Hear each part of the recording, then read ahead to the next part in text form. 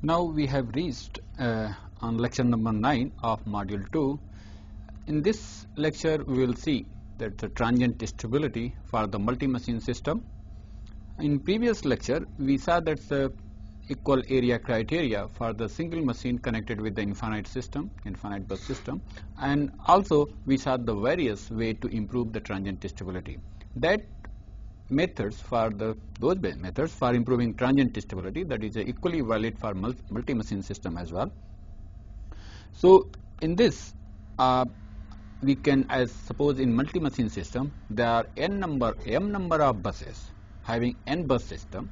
So if your generators is connected at the various buses and they are in m in number, then we can write the differential equation, this swing equation, for all the machines. Like here, it's a double differentiation of delta with respect to time.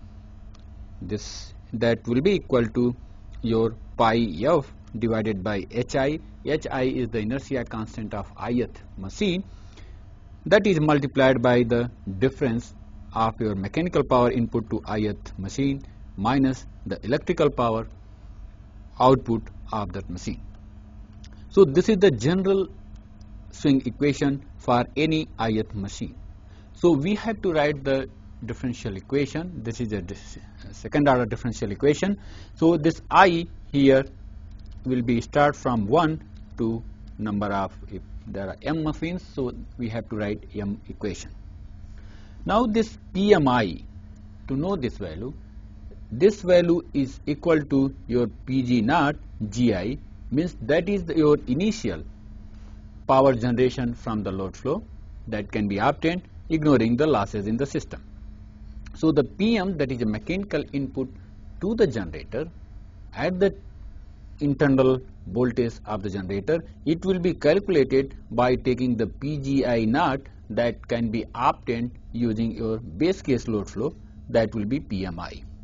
So we have seen that this PM, that is mechanical power input to the alternators, that is assumed to be constant during your transient stability program. So this value is one fixed, and this PGI which is keep on changing, and that depends, because basically this PGI is your output of your alternator, and that depends upon the topology of the network.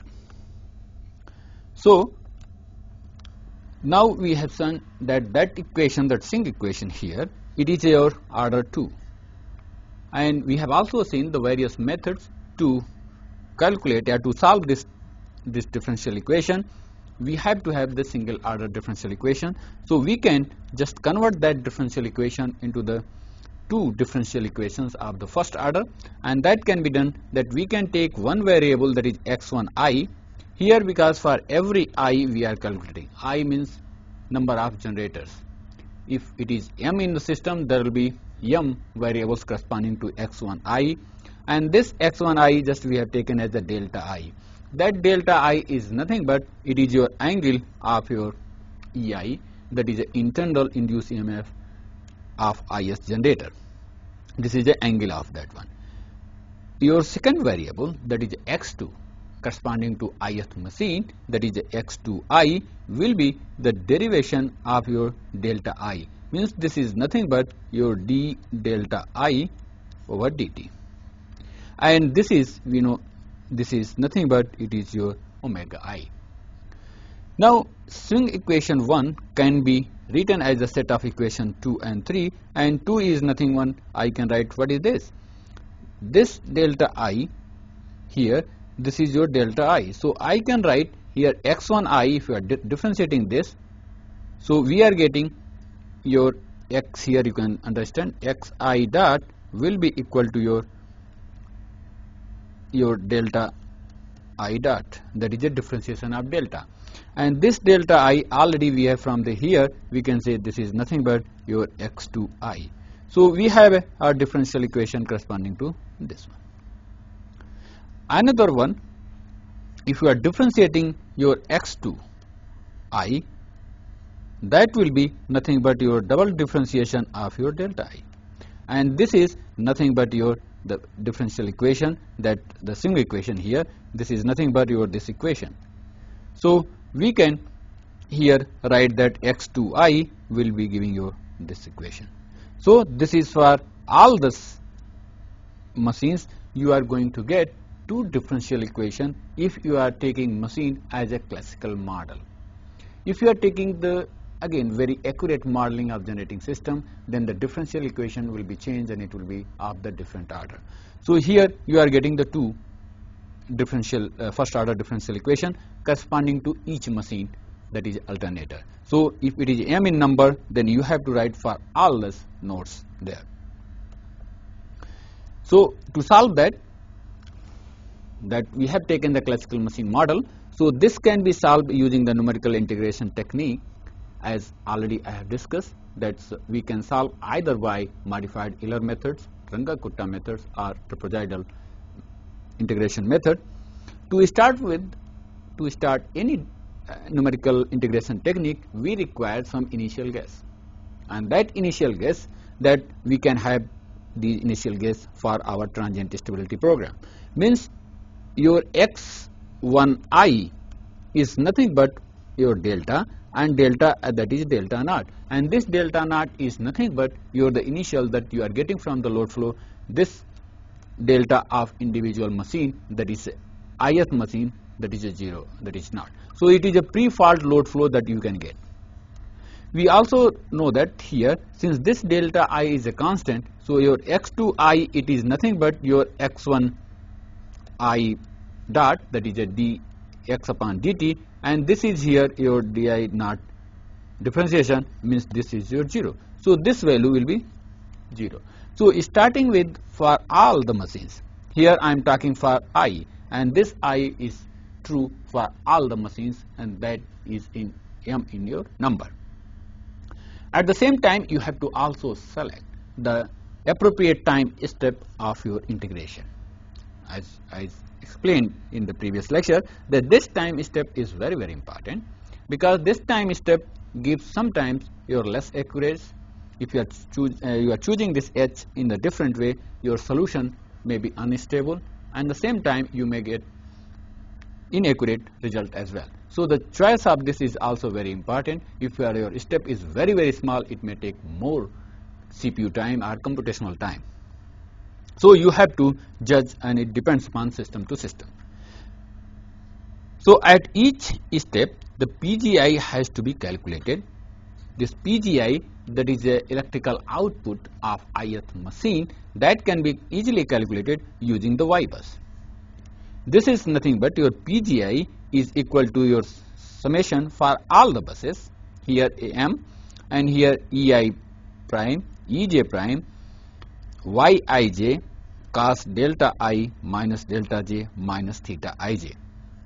Here this your YIJ is a Y prime I have written. This Y prime is calculated from the Y bus system. In this case, what we do, normally we eliminate all the buses except the generating buses for the different conditions, means pre-fault, post-fault, and the during fault condition. So if the system is reduced to eliminate all the buses except the machine internal buses, this can be achieved by ward reduction technique, that is very popular technique, and based on that we can only keep the internal buses or the generating units, and the remaining bus we can just eliminate, and then we can obtain the new reduced Y prime bus, Y prime, and that is here the element Yij is the element of this one. So it is for the fault as well as the post-fault condition. So we have to get for the pre-fault, post-fault, and the during fault conditions. To see how we can get this Y prime matrix. If your original matrix, that is Y bus, is here, I can again categorize, because in your system, let's suppose you have n bus. So in this n, you have m machine internal nodes, and remaining are your other nodes. So we can write this Y bus in here like this.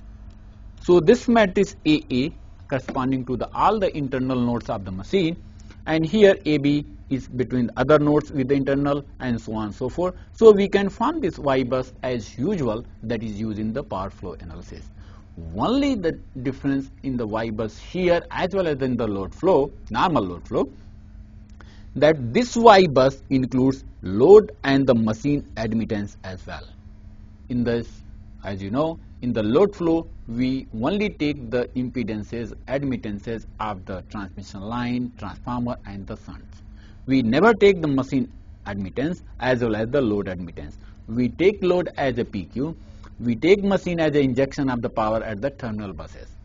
So here, a single machine, let's suppose your machine here, this is your generator.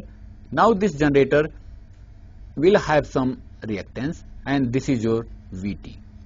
So we are having another node here that is called your EF or E prime, that is your excitation voltage. So this impedance is also included in Y bus and this is your JXD prime. So that is included here, but in the normal Y bus of the load flow we never include, but here we are including that one. So now if your N bus system, your system is having, let's suppose, N bus and it is having M machines, then your this Y bus matrix here just you are forming, it is nothing but your M plus N bus matrix, because here this is your number of buses in the system where generator is connected. We have extended one more internal bus. So it is a total number of Y bus order will be this cross this matrix.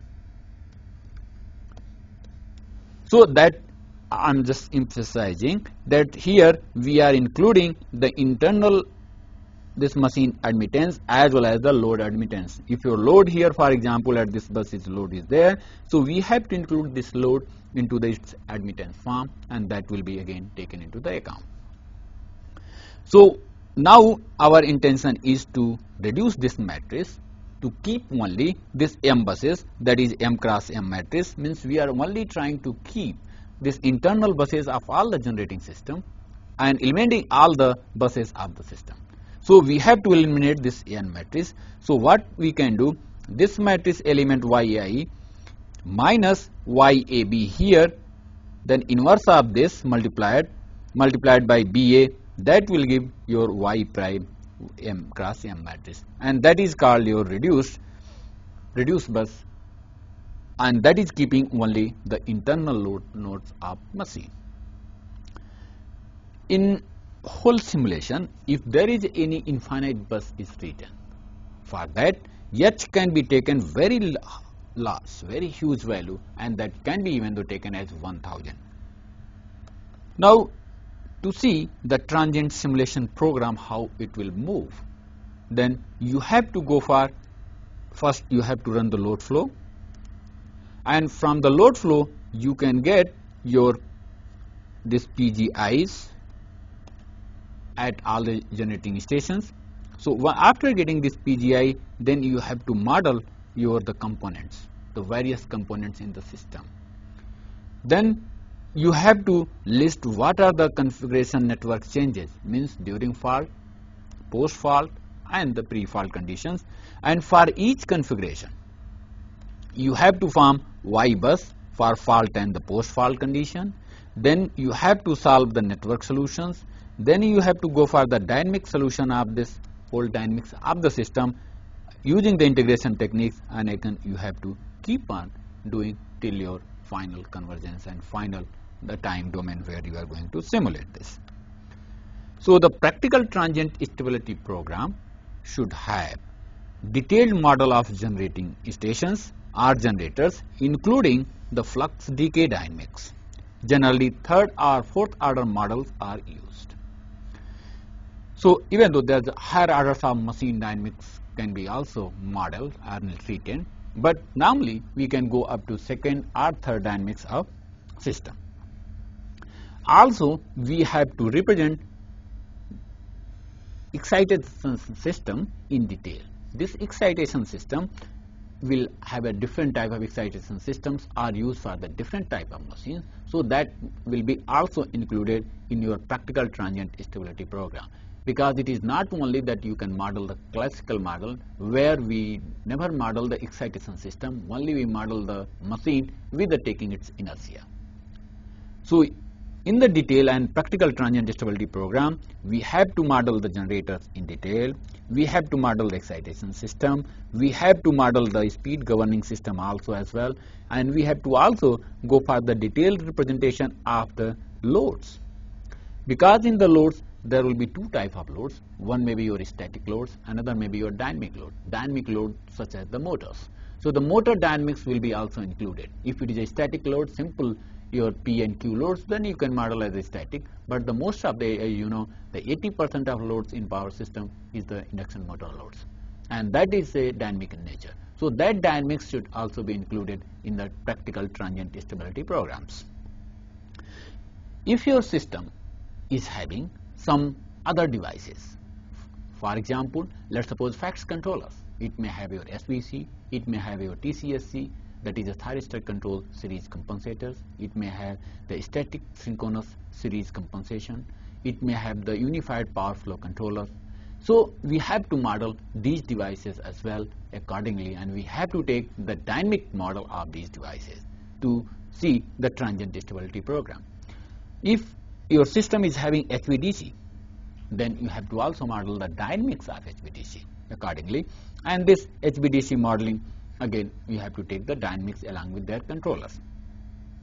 We know this the FACTS controller are very, very important to enhance the power system stability. It enhances all type of stability.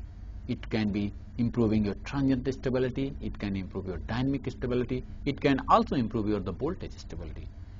So these devices are now coming into the practical power system, and they must be modeled accordingly so that we can see the detailed impact of the stability on the system. Dynamic model, let us see the dynamic model of synchronous generators. The dynamic model of generator includes its mechanical dynamics. Mechanical dynamics means again swing equation. Flux decay dynamics, again the representation, detailed representation of the machine itself. Then excitation system dynamics, that is the machine is equipped with the fast acting voltage regulators, AVRs, and then we have to model this excitation system dynamics, and also we have to model the governor turbine dynamics, because the governor of the turbine that gives the input to your synchronous machine, that may also work and it may change your mechanical input power. So if your study is for the particular long time, then this dynamics is also very, very important. So we have to include all these dynamics, including your mechanical dynamics, machine's flux decay dynamic, excitation system dynamics, and your governing system dynamics. Detailed models should include air gap saturation. Again, in this, your binding of machine may get saturated, so the saturation effect should also be taken into account.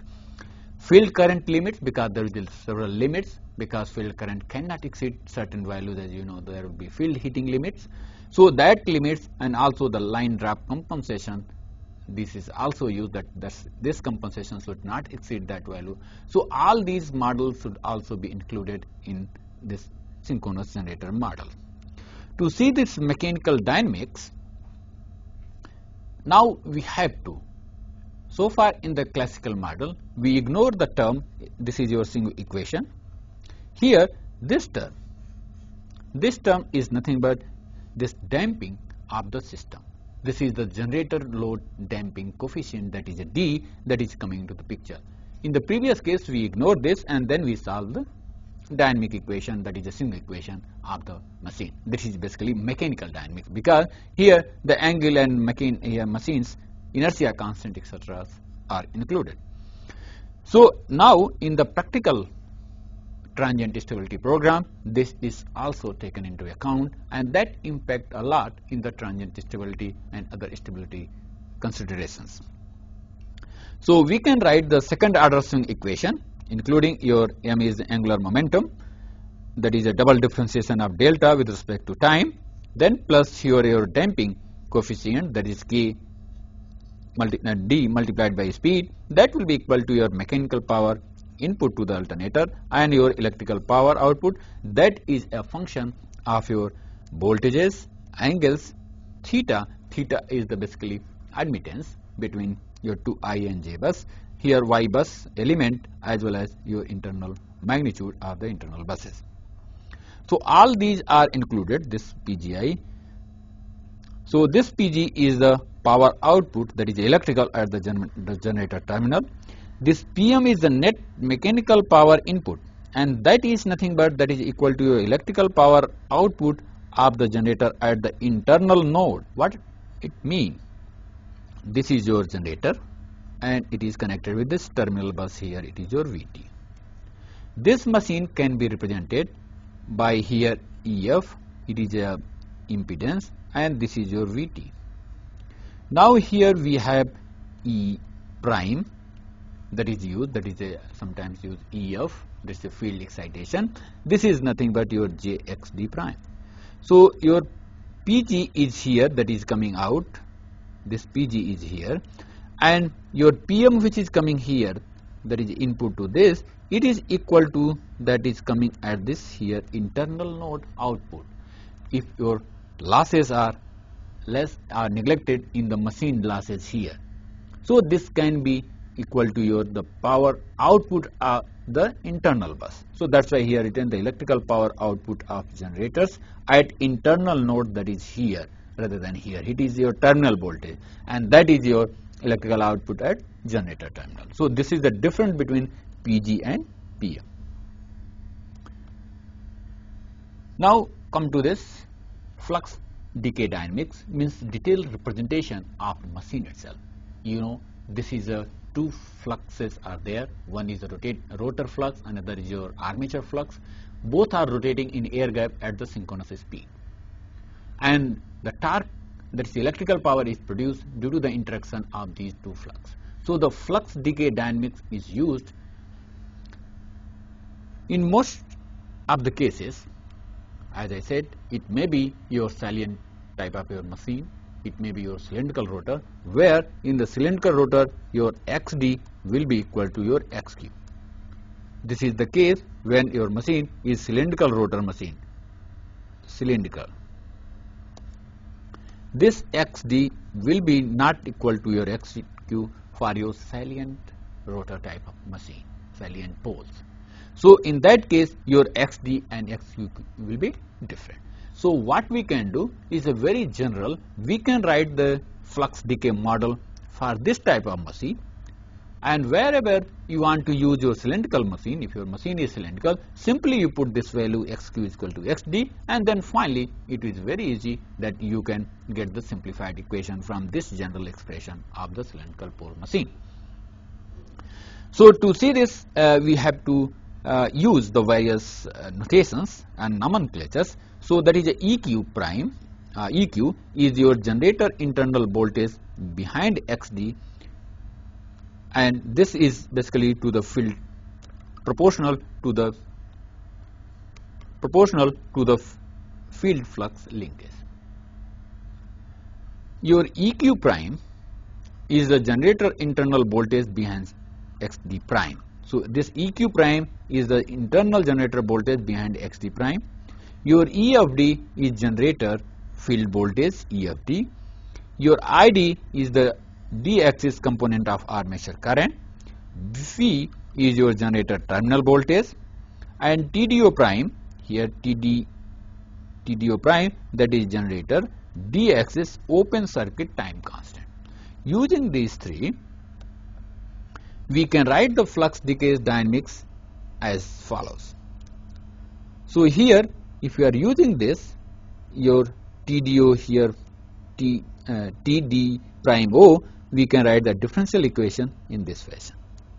So this is your E of D minus your EQ. Now this EQ here, this is a EQ prime ID, so we can write here, and that XD prime is normally very equal to your XQ. To this again you can see the several books, they have a detailed flux decay model. Normally we are going to use, so this equation can be again simplified using all this, and we can write here the TDO prime EQ prime here we can get this equation 2, where this VQ will be your XD prime ID plus EQ prime, and here this your EQ prime here, means using these we can from here we can get this equation. So we can simplify it using this, and we can get this one differential equation here, that is equation number 2. Now from equation 1 and 2 form the third order model of generator. For the fourth order, this model include the additional equation of here TDO prime, this one. If we are including this one, then it will be here another differential equation we are going to include. So if you are going to include this your third equation, and that additional equation if you are writing the differential equation for your here, that is a E D prime, then you can get the third order.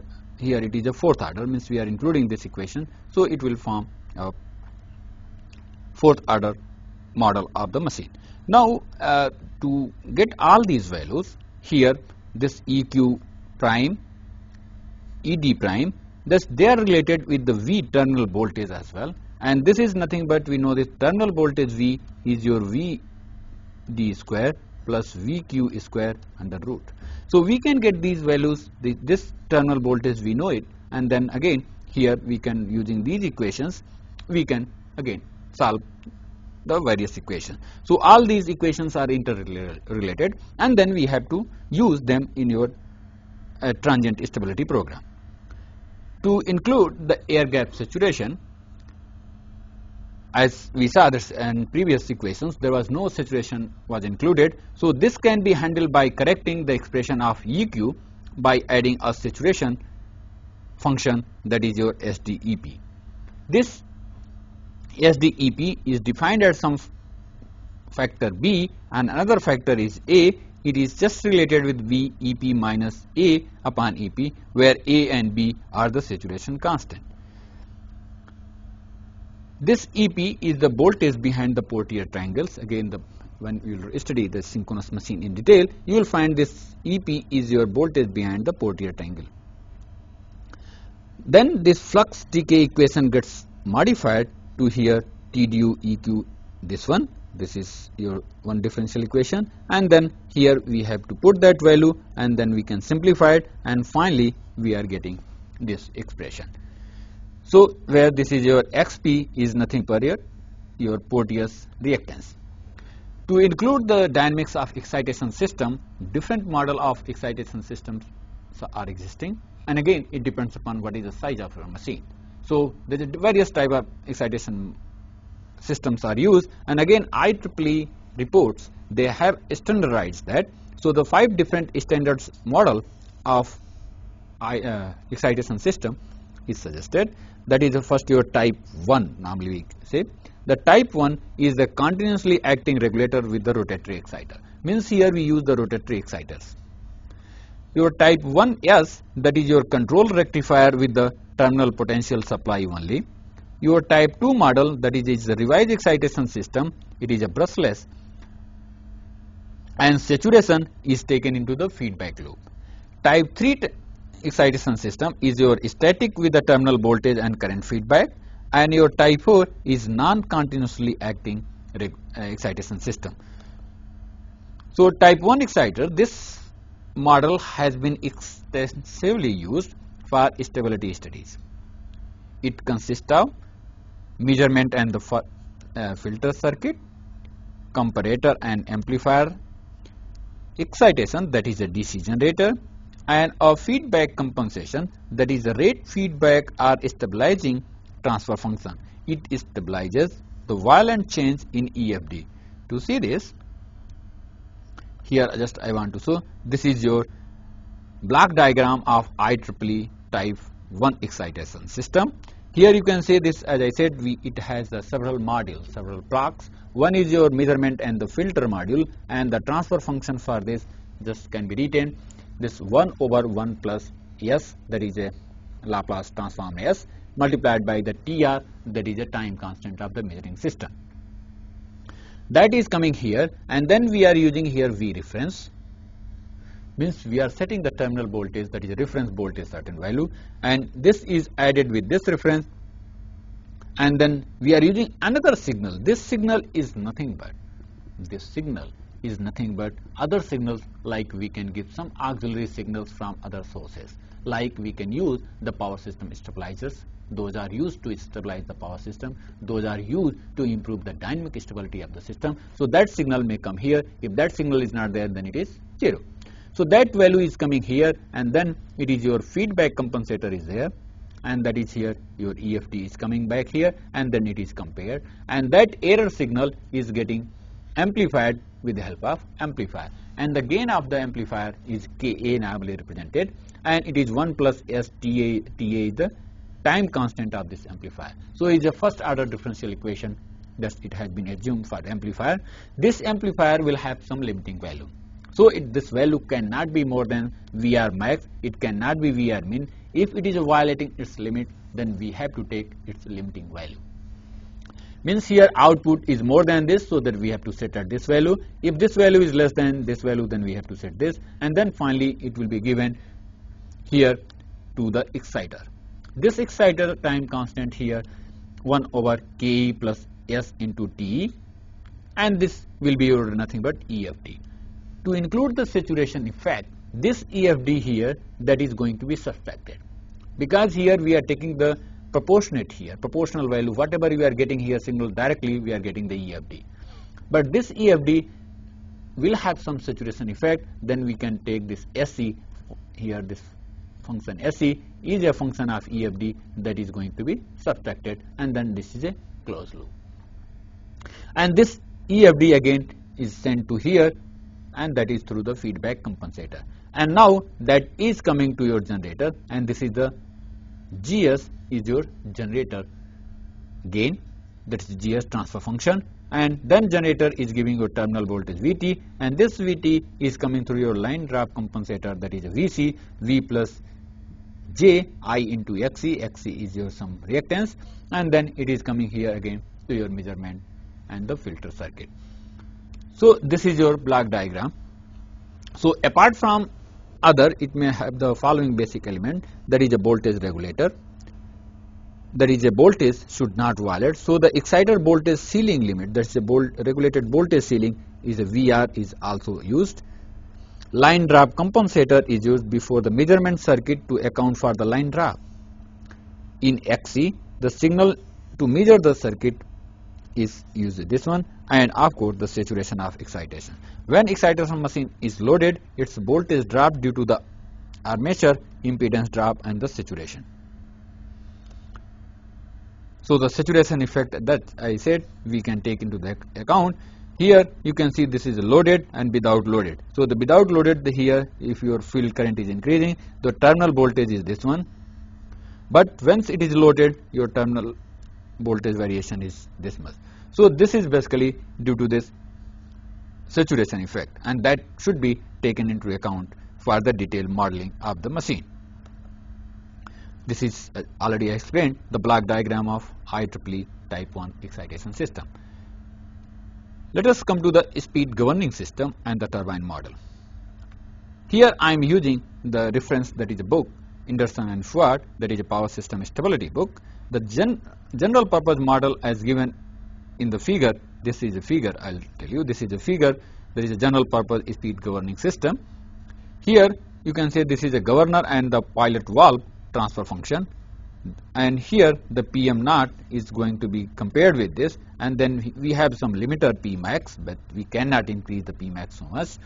So there is a gate and steam valve dynamics is noted here, and then here steam bowl, and then it is having transfer function, and then it is coming here through the it is a reheater, and finally it is PM is coming here, that is compared with your electrical, and this is your oscillating power, whether it is positive or negative depending on if the power is increased or decreased here compared with this one. So this is a general purpose, and again this model I will explain when I will be discussing the load frequency control, because in the load frequency control we have to see that's how this governing system is acting to take care of any change in the load and if there is any disturbance, suppose there is a severe increase or decrease in the loads, how it is going to take care of those things. So in the next module we will discuss completely about all these blocks. As I said, here we can have the dynamics here, this whole dynamics. Now you can have the different orders, means for this you can see how many transfer functions you are going to take. You can see the dynamics means here this one is a one order, one variable x1, you are having another variable here x4, you are having x5, and you are having here x6. So here you are going to have 1, 2, 3 and 4 again differential, first order differential equation for the governing system itself. So again that will be included for each machine. So if you are using one machine, so the number of differential equation for excitation system plus the model of machine, if you are using third order model or fourth order model, that differential equation, and then the governing system model, so 4 equation here. So the total for one machine, the whole total, it may go up more than 12 to 15 differential equations. So you have to include in your transient stability program for accurate analysis. So let us see the load model, and that load model is also included in the transient stability program. As I said, the loads are represented by the impedance or voltage dependence or the dynamics of the load must be included in the transient stability program. So 3 classical static models of load, that is the voltage dependent, generally utilized are, first one is your constant PQ model. We know this P is nothing but your VI cos theta, theta is your power factor angle. This theta is your power factor angle and cos theta is the power factor, as we know. Now if here your load are independent of voltage variation as well as the current, then we can say your P is your constant,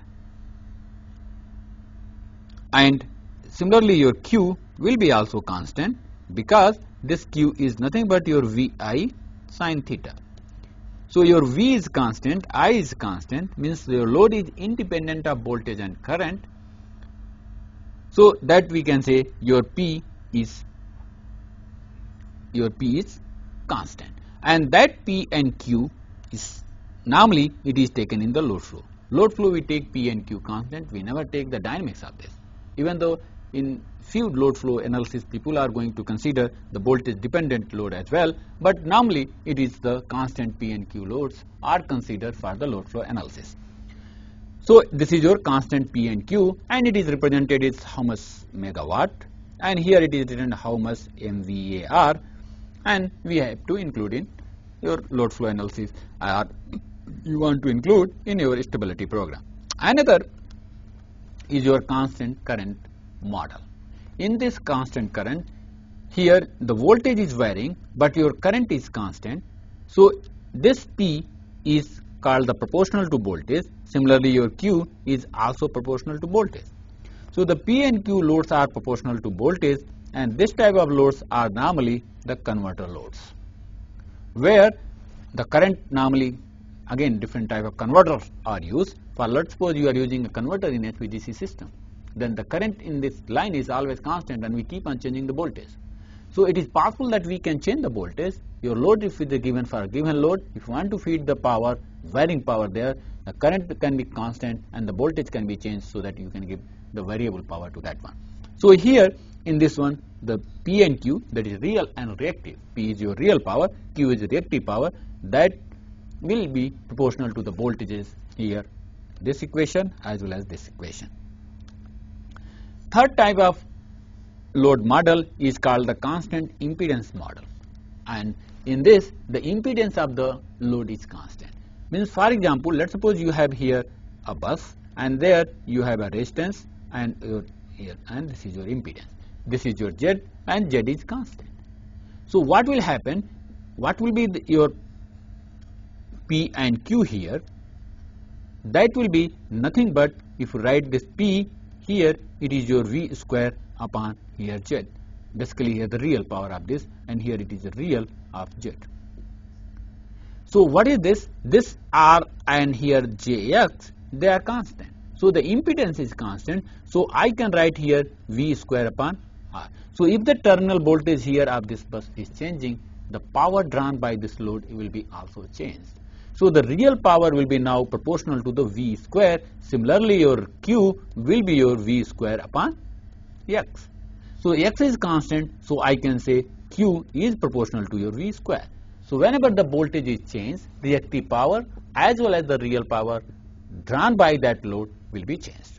So we have to take, if you have a load like this, for example, a simple bulb, that is a simple resistance. So you can see when the voltage is less, it gives less light. What does it mean? It means the energy dissipated in that bulb, that is the current, this R is constant, so the power by that simple, what is the bulb? Bulb is your resistor here, simply. So if the voltage of this bus is changed, so your power that is taken here and that power is converted into light. So the light power is reduced, means here V square upon R. So R is a constant, here V is changing, so here the power will be less if V is reduced, if it is more, so it will glow more. So this type of load is basically called the constant impedance load, and the resistance load is one of the very popular load that is used, that is for lighting purpose. So we can say your real and reactive powers, they are proportional to V square here, and that can be included. A general expression, again for all these three type of loads, as we know, that's in any area, any distribution system, any transmission system, loads are the combination of all these three varieties. Means it is a constant, it is proportional to voltage, and also it is a proportional to the voltage square. So the general purpose expression for the composite loads, we can write this real power will be summation of your A naught, that is the factor contributes to your here, that is independent of voltages. So it is your constant load. Then we have another that is a proportional to voltage. So this is A1 is a proportionality constant, and your A2 that is your voltage square here. This is not here, this is a square. So similarly we can write for the reactive power. So we can include all these three proportionality constant here, means I can write here that is P is equal to your A2 V square. Here I can write the Q is equal to your A2 V square. Similarly we can write for this case P is equal to your A1 V, Q is equal to your A1. Here we can have a different, basically they are not constant, so A1 B1 here I can write, and here I can say P is equal to your A naught and Q is equal to your B naught. So here we can write this is your B2 square. So we can write another, because here B1, B2, B0 are the different, then because the reactive power is different. So we can write the different coefficients. So the ever model assume the negligible frequency variation. So in this load model, we have not taken into the account of the frequency change of the system. It is only the voltage. So it is not taking the dynamics of the variation of even the voltages. It is only again this static equations that we have taken, and depending on the various loads we have formulated this. Now again that there are several methods and several books, references they have suggested, like IPRI of USA suggested the use of following general model of the load, and they have used this P is nothing but your P naught. This is now multiplied by V divided by V naught. Here V naught is your nominal voltage, here it is a frequency, nominal frequency, and what is your system frequency. So if your system frequency is changing, so this P will be also changed. So this is now a general purpose. So here there are the exponent, there is the PV, here it is a PR. Similarly here we have the QB and the QR. So this is a PR is the exponent of this term, and here PV is the exponent of V, actual voltage divided by the rated voltage. Now these coefficients are exponents here, PB and PR. Similarly here QB and QR for the reactive power can vary, and the different values are given for the different type of loads. So this means these coefficients are basically taken from the Taylor's book on the voltage stability, that is table 4.1, page 73 you can see. So for the various here, for example, just I will tell you, if PB is equal to 2, Pf is 0, Qv is equal to 0 and Qf 0, it is nothing but a simple resistor. Means what does it show? It shows that your P is nothing but your P naught, here V divided by your V naught, here your square, and your Q will be now 0. So it is a simple real load that is a resistive.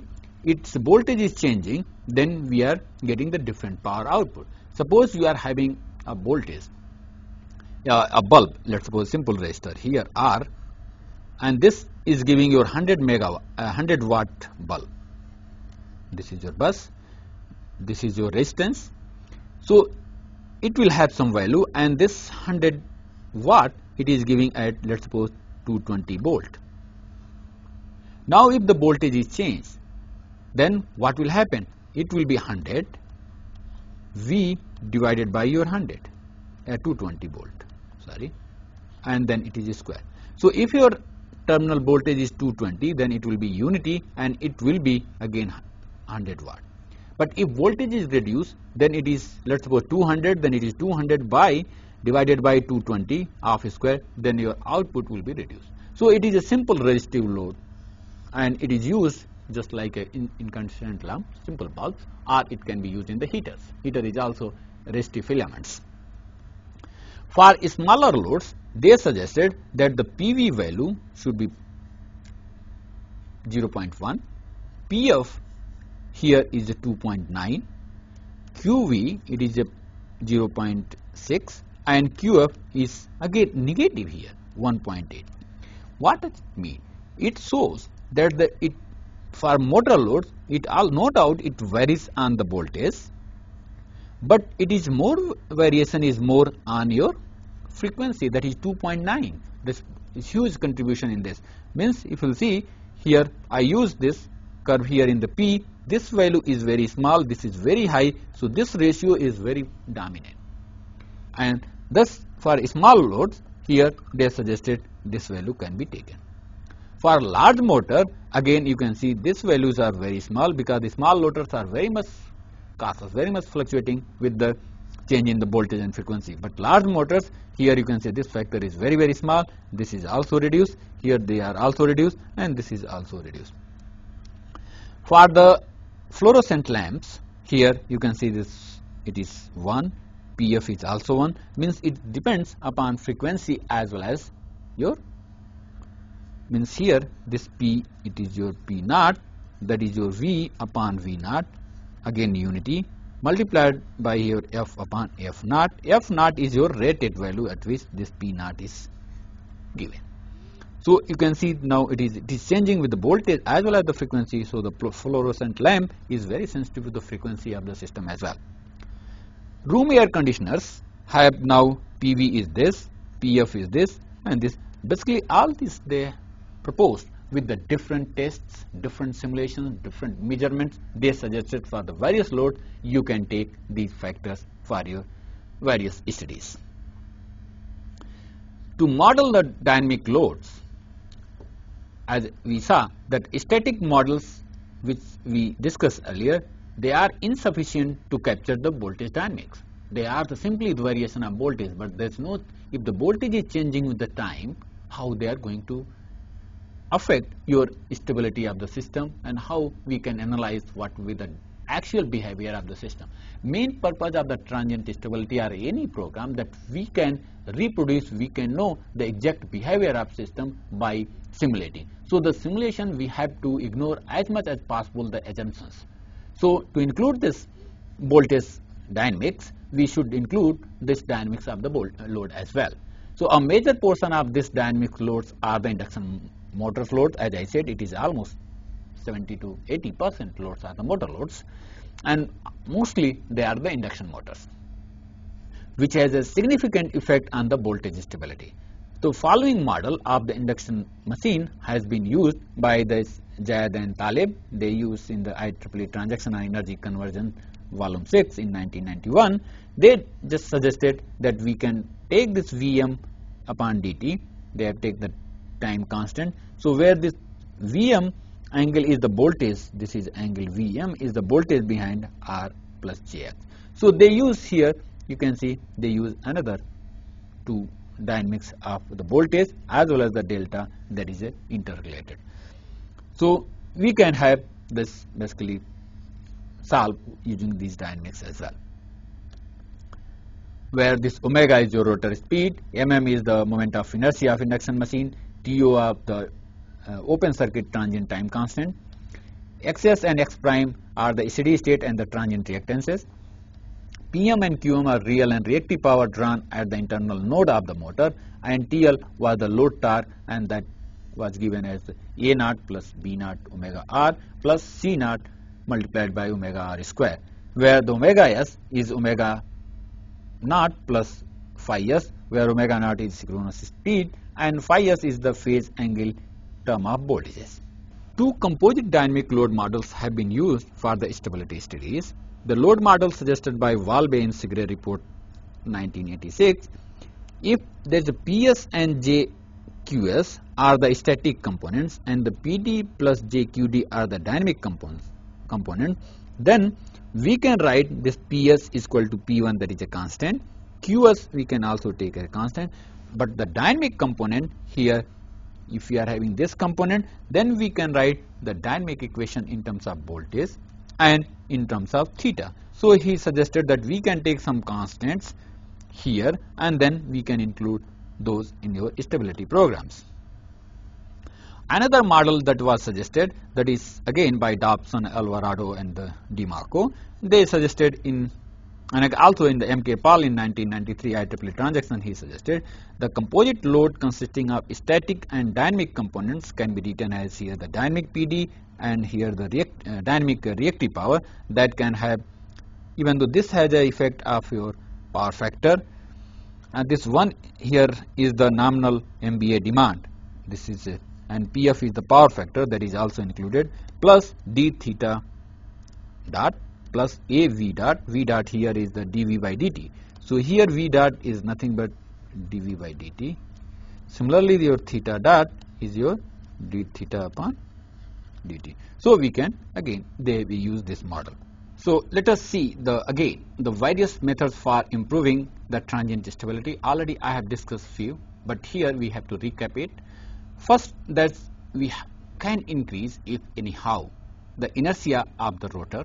Rotor means rotating mass of whole system, not only generators. It can be generating mass of your turbine as well, because all are on the same shaft.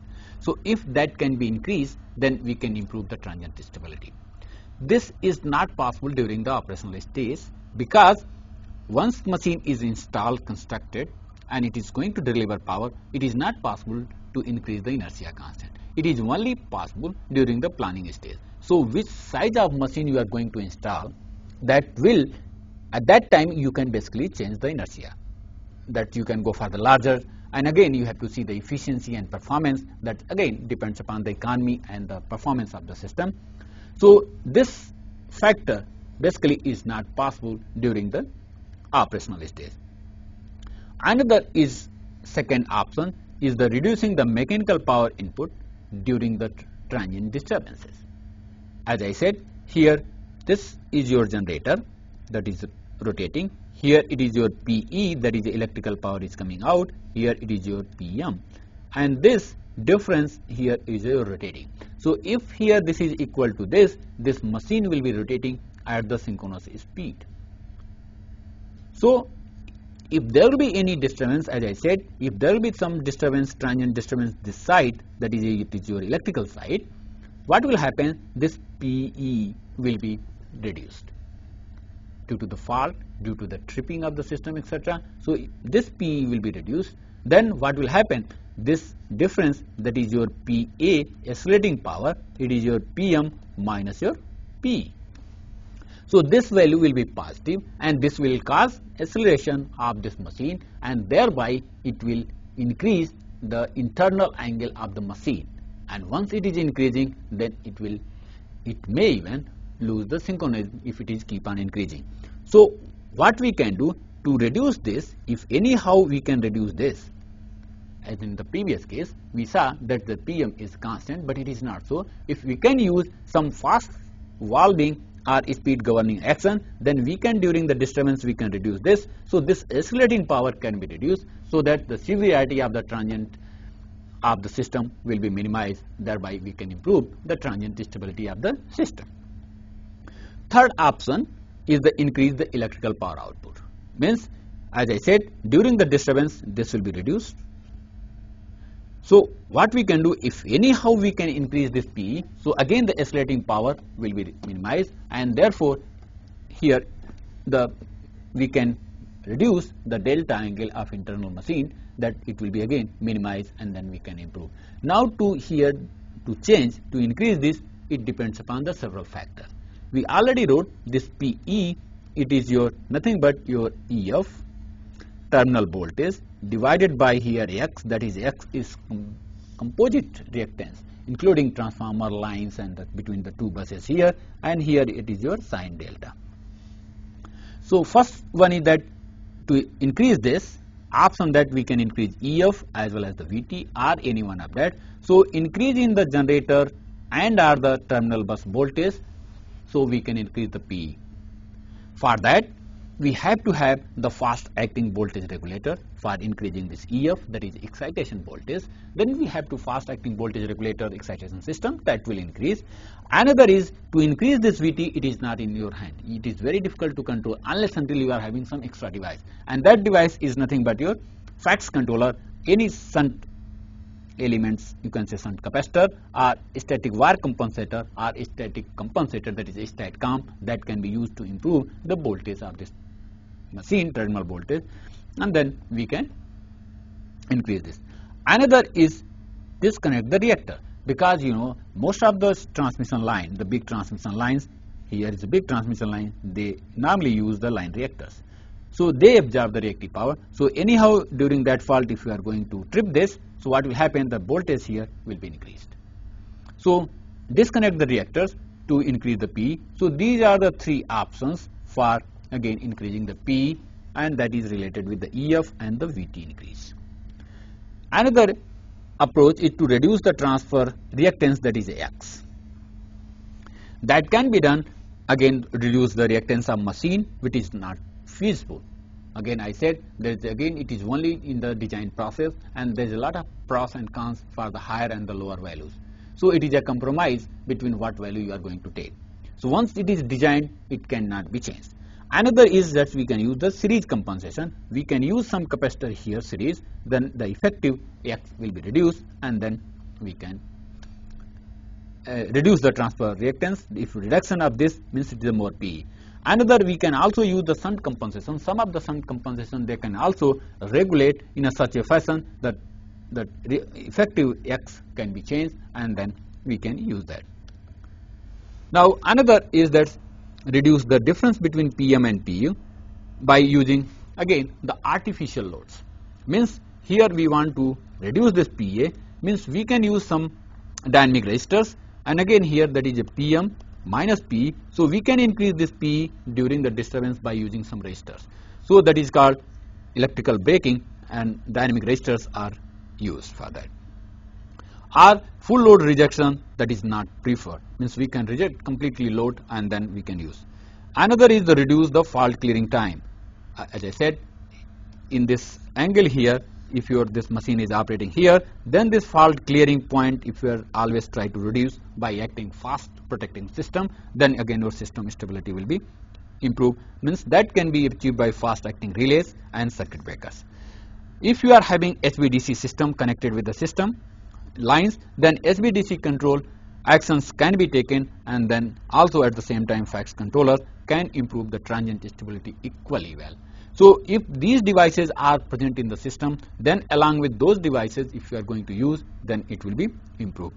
So these are the basically the various transient stability methods, and that basically those are used for the improving the transient stability of the system. Thank you.